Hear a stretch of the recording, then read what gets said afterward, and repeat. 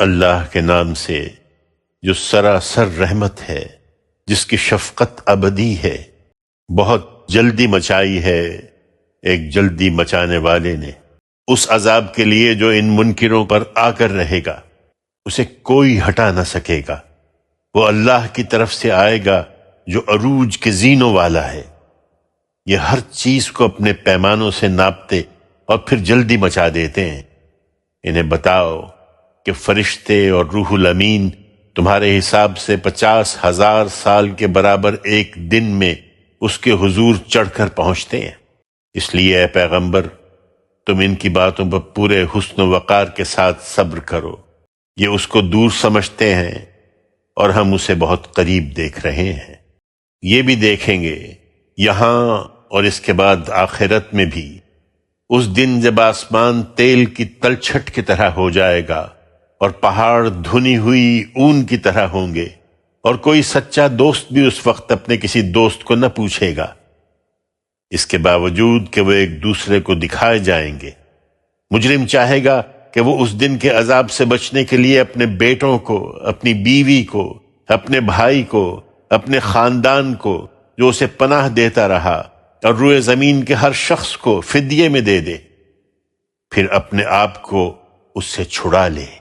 ہرگز نہیں، وہ آگ کی لپٹ ہے، چمڑی ادھیڑتی، ہر اس شخص کو پکارتی ہوئی جس نے پیٹھ پھیری اور منہ موڑا اور مال جمع کیا، پھر سینت سینت کر رکھا۔ یہ اسی طرح جلدی مچاتے رہیں گے، تم ان کی پرواہ نہ کرو۔ حقیقت یہ ہے کہ انسان بہت بے صبرا پیدا ہوا ہے۔ اس پر جب مصیبت آتی ہے تو گھبرا اٹھتا ہے، اور جب راحت ملتی ہے تو سخت بخیل بن جاتا ہے۔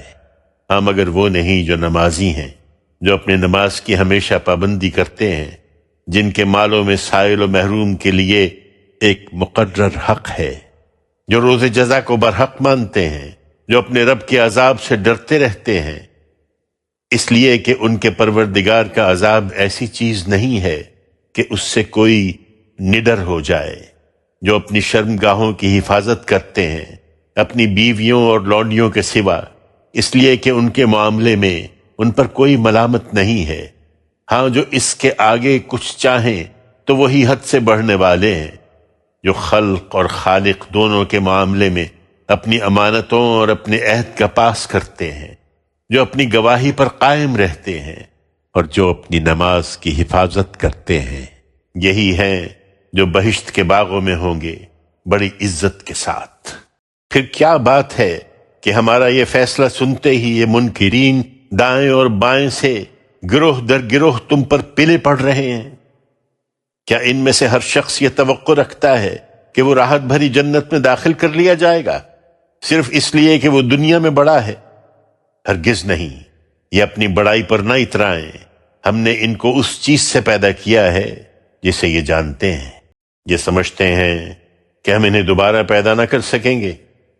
سو نہیں، میں قسم کھاتا ہوں اس کی جو مشرق و مغرب کی تمام وسعتوں کا مالک ہے، ہم اس پر قادر ہیں کہ ان کو بدل کر ان سے بہتر پیدا کر دیں، اور ہم اس سے عاجز نہ رہیں گے۔